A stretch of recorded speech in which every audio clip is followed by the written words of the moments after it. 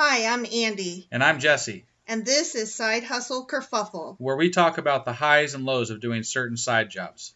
Jesse will share his experience in the rideshare industry. And Andi will share some of her stories in food delivery. We'll offer insight and tips, nightmares and comedy, and what it's like to deal with a hungry and transportationless society. Wow, that took a dark turn. I thought this was supposed to be funny. Did you forget who you're married to? Oh, right. I stand corrected. Now, are we going to do this or what? Yeah, but first we should probably mention we're in the Dayton, Ohio area. Sure, because I wouldn't want anyone to think this podcast is universal or anything. Well, it might be relevant. For example, if you stick around till the end of the podcast, we'll reveal how much we earned from our side hustles in the last week. Right, and someone in Dayton might be impressed, while someone in New York might scoff. I can see that. You make everything so depressing. Okay, well, make me laugh. Give me your best kerfuffle. Have I got a story for you?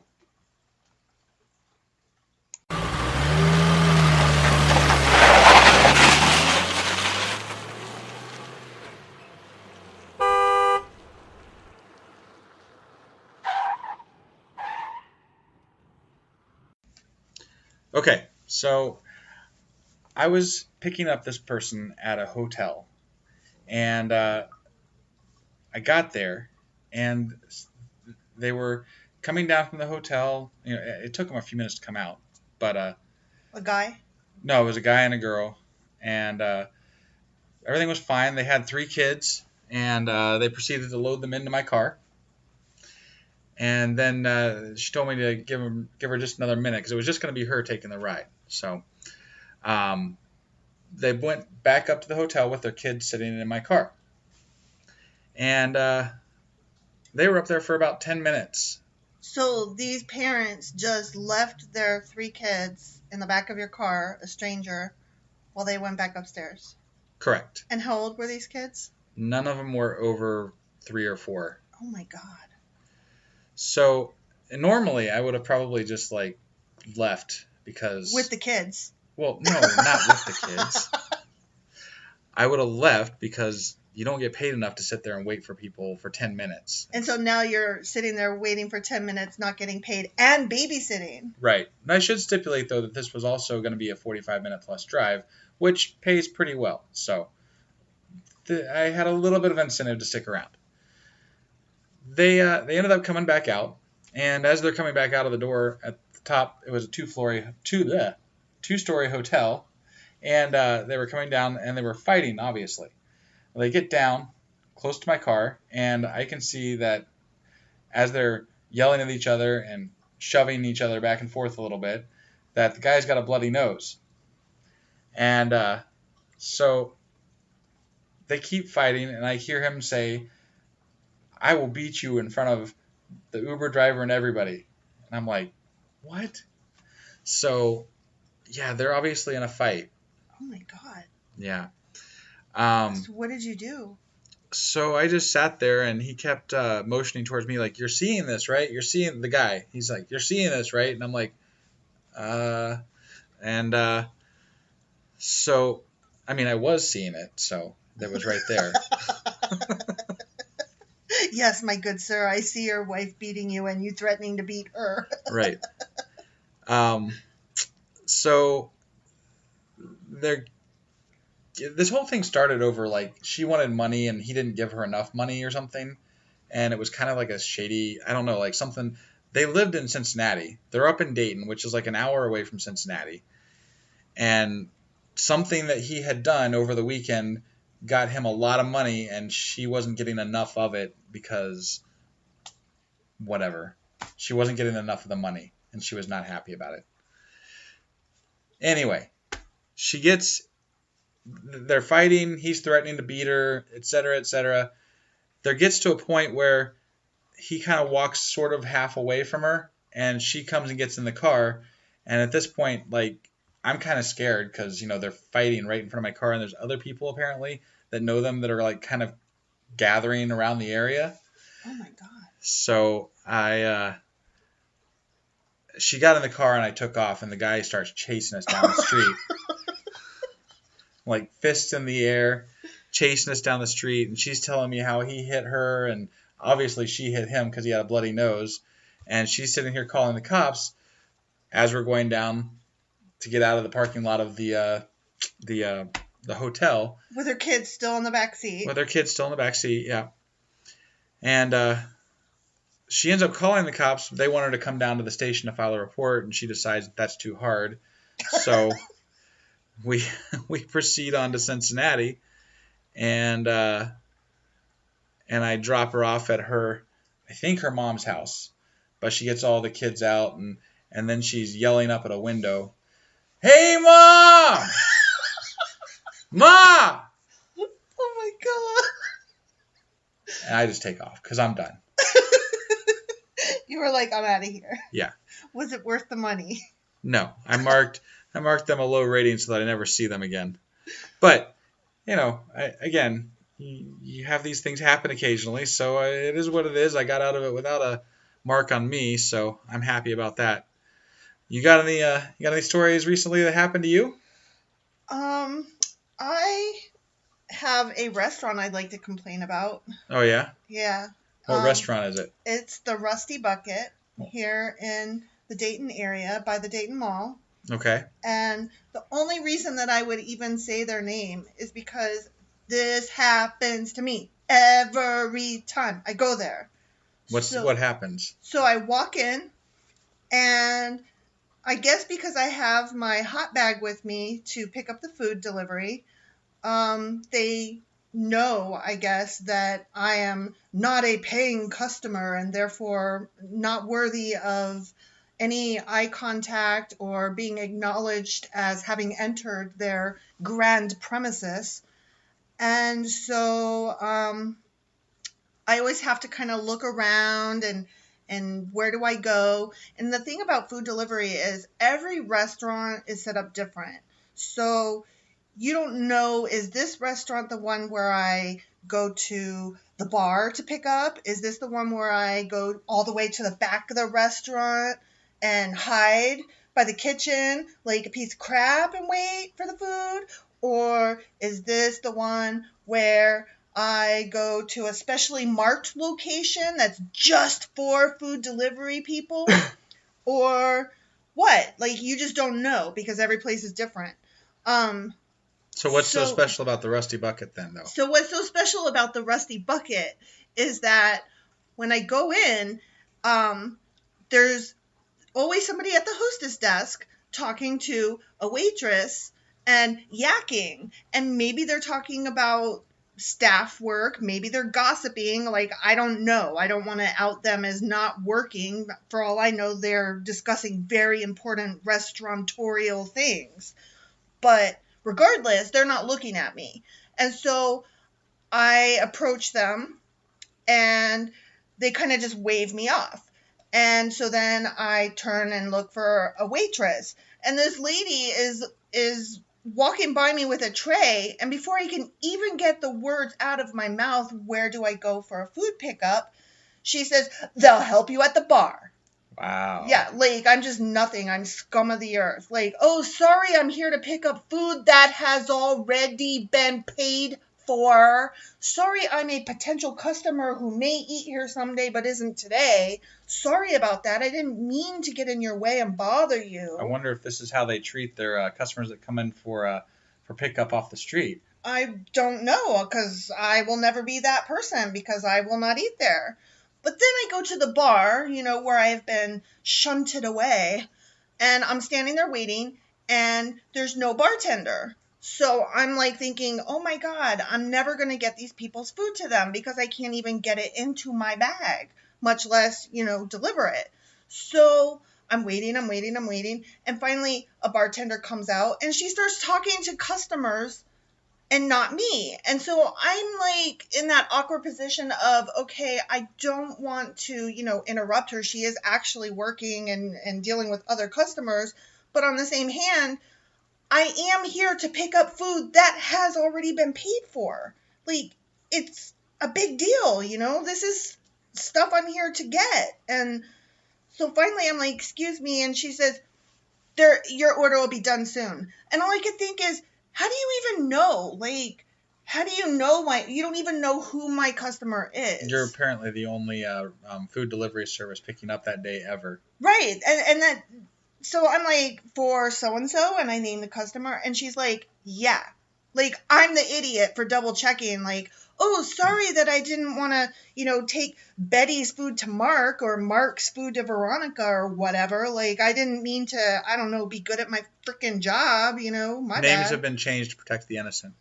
Yeah, the only name that hasn't been changed is the Rusty Bucket, which I will not eat at, and which I just can't even stand. Because this story is universal. It is my universal experience there.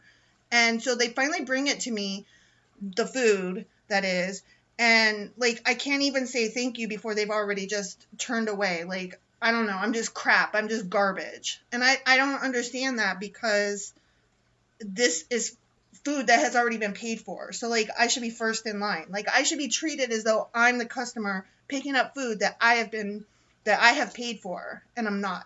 So, yeah, my story is not funny. My story is like a raising arms and grr, and so. Well, I know this from experience, from you talking to me about your food delivery um, experiences, and I know that it seems like they kind of treat you as second-class citizens more often than not at a lot of places. Some are worse than others, and some are better than others. But you would think, since you're helping their business and the food's been paid for, as you said, that they would try to treat you better and maybe, consider the fact that you might actually eat at their restaurant someday. Well, apparently they don't want me at their restaurant because they think that I'm poop. I don't know. But this is not just universal to restaurants. I got told by a Burger King part-time minimum wage worker boy that my job is not a real job. And I mean, that really gave me pause, because all I could think is, you work at a fast food restaurant, so I know you're not working full time. I know that you're barely making minimum wage. If you're making anything above it, it's certainly nothing to brag about. You're very young, so you probably still live at home. And you're telling me that what I'm doing is not a real job, considering the fact that A, I have a house, B, I have 2 cars, C, I don't really have a boss I have to answer to, whereas you're talking low so your boss doesn't overhear what you're saying.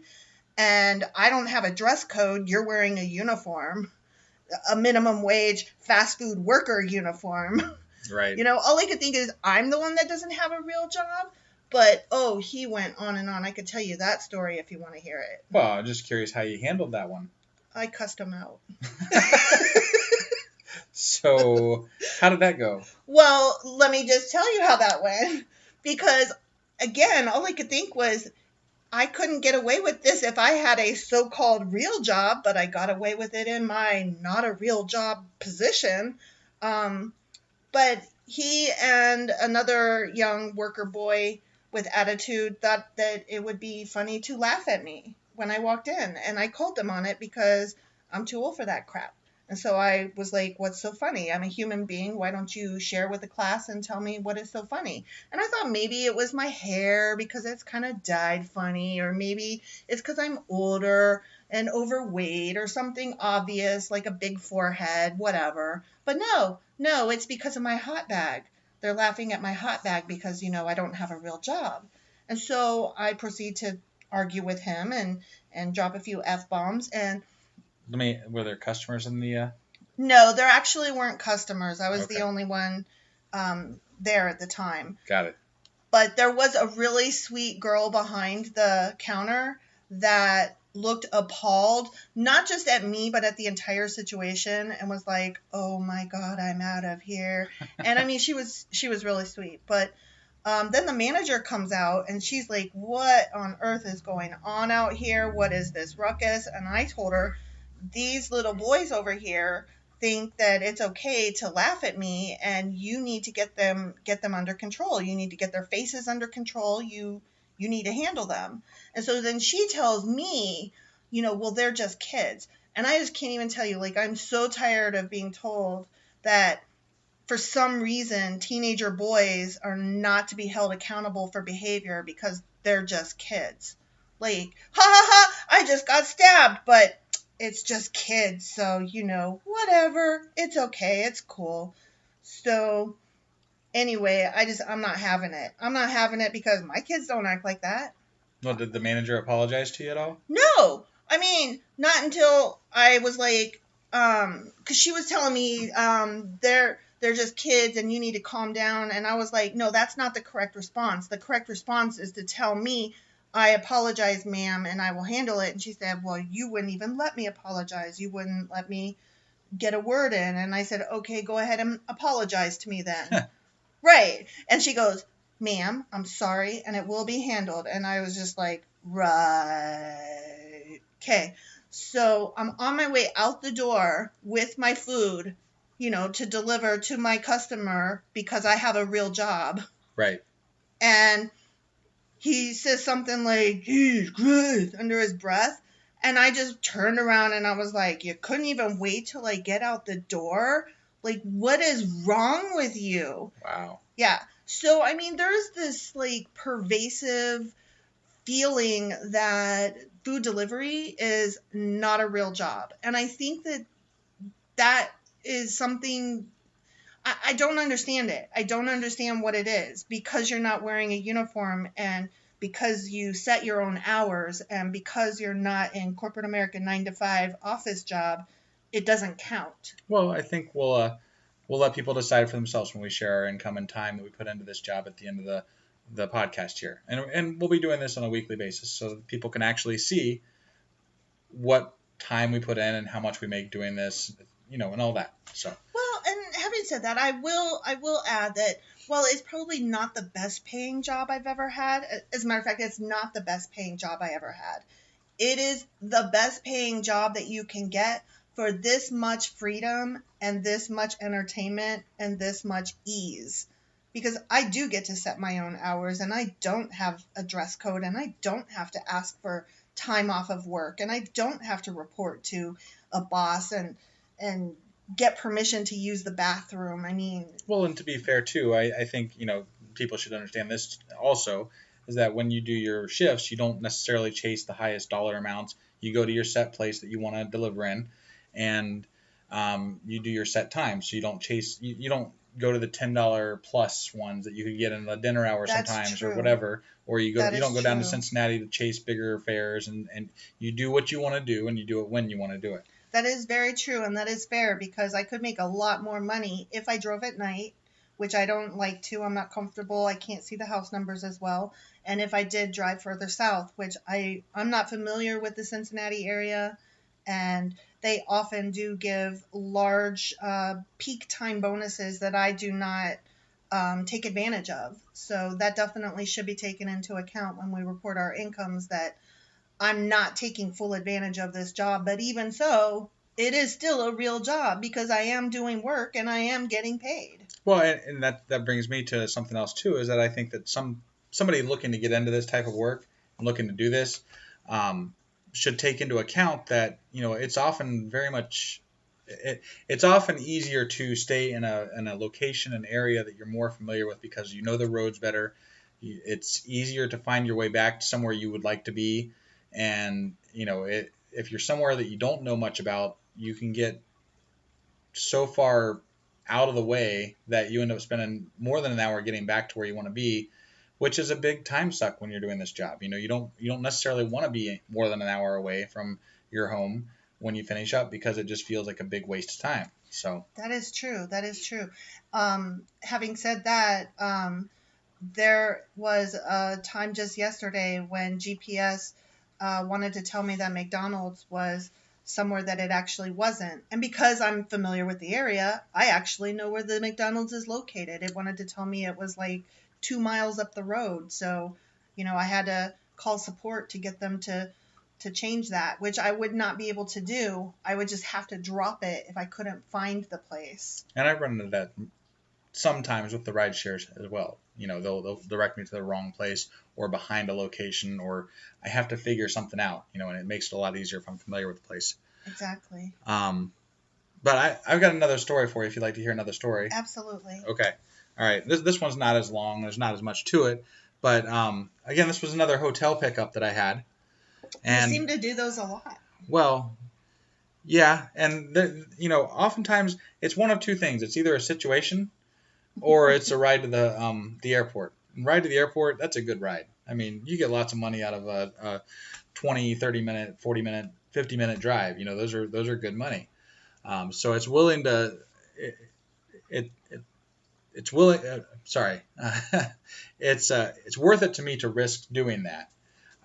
But this time I get a call right after I get the ride, and from the guy that wants me to pick him up, and he says, "Hey, I got $20 here for you if you help me load up when you get here." I was a little worried at that point because when someone's offering you $20 before you ever show up, that can't be a good sign. And on the phone, he's telling me that he's being kicked out of the hotel. Oh my God. Yeah, I was really worried what I was going to be walking into. So I get to the hotel and I pull in, and he's standing there in the doorway with the door open to the hotel room. I can't really see much at this point, but so I get out of my car, I open up the hatchback because, I knew he was going to be loading stuff in, and then I proceed to go over to, inspect the hotel room that he wants me to help him load up. Well, there is a TV in there, like a flat screen TV that he wants to bring. Not the one that the hotel has. He brought his own, apparently. And then the rest of the room looks absolutely rock star trashed. I mean, it Rock is star just, trashed. there was trash and food and everything everywhere. It was insane. Like, it was just absolutely trash. Nothing had been packed up from what I could tell. And this is what he wanted to load into my Mazda 3 hatchback. And I'm like, wait a second. And, well, anyway, so he continues to talk to me, and he's telling me that we're in the doorway of his hotel, and he's like, yeah, and this is where someone tried to kick in my door last night. That's why this is all splintered up. And I'm like, what? Oh my God. Why would somebody be kicking in your door? Unless you're a shady. Right, yeah. You can just leave it there, because I know you're love to cuss. But yeah, I was kind of concerned at this point. So I'm starting to think to myself, how do I get out of this situation? Well, we hadn't loaded anything into the car yet, which was good. But my hatchback was still open to load stuff in. So I hold my finger up to the guy's eye. I hold my finger up. I'm like, I'll be just a minute. And I walk back to my car, and I open my driver's side door with my hatchback still open. I walk back to the hatchback, slam the hatchback, jump in my car, slam the car door, start the car, peel out, take off, and I never look back. Because, nope, not doing that.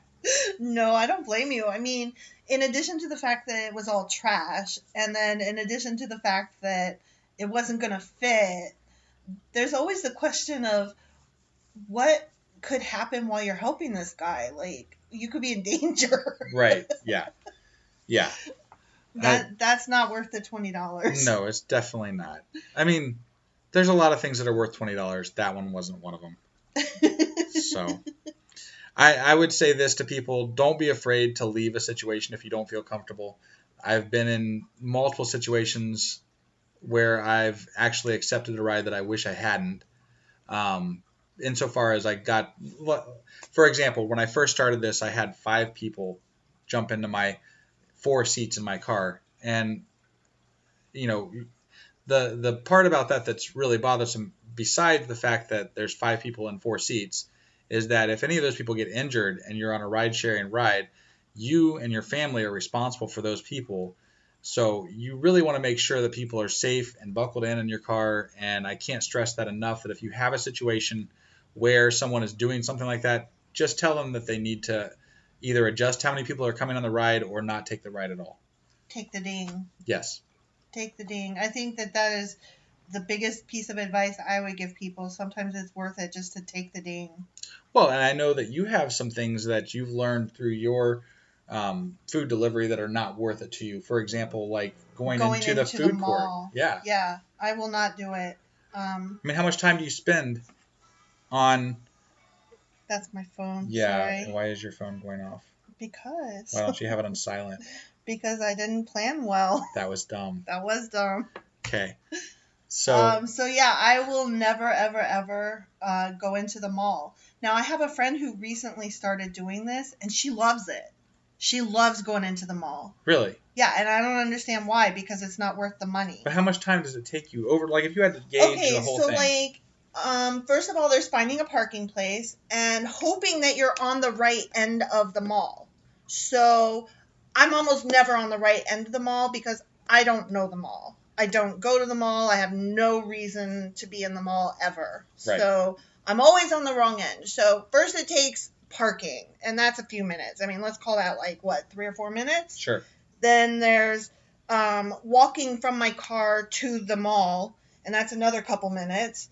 Then there's trying to find anybody who can tell you where the place is in the mall and walking to it. So that's a good another 5 to 10 minutes. Right. Now, Chick-fil-A inside the Dayton Mall was the final straw. That was the last place I ever picked up from. And mind you, this is not a complaint on Chick-fil-A in general.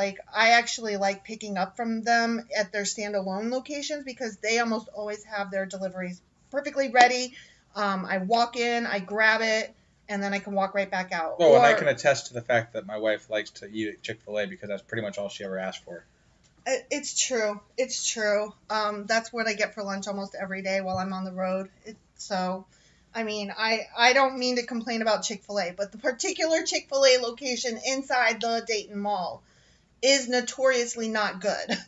The 2 times that I had to pick up from them for this job, they don't know what they're doing. They're always behind.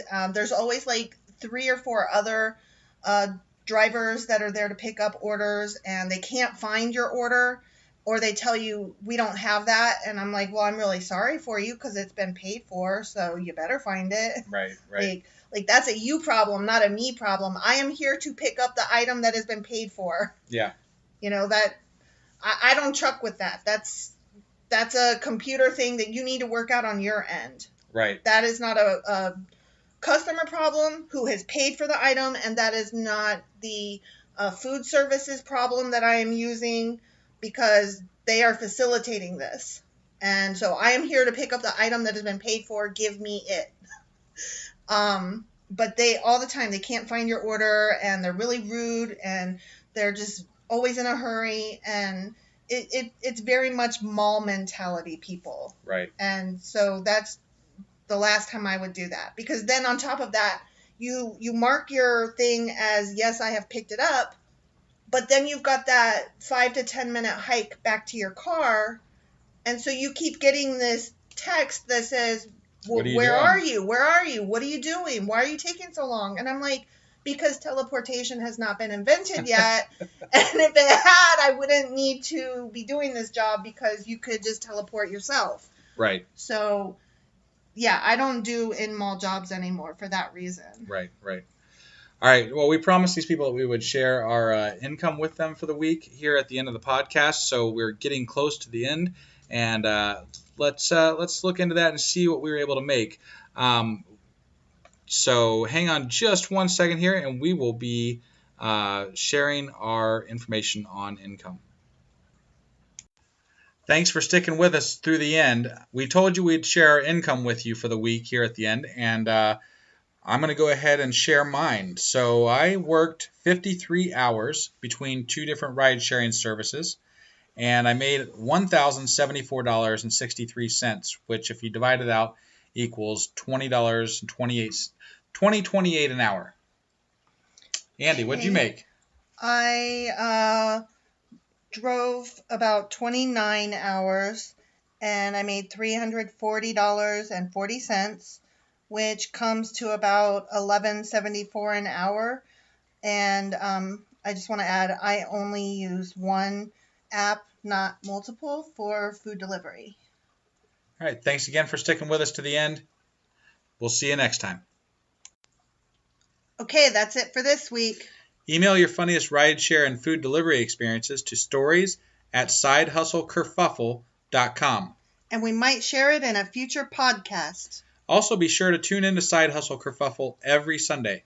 Okay, thanks. Bye.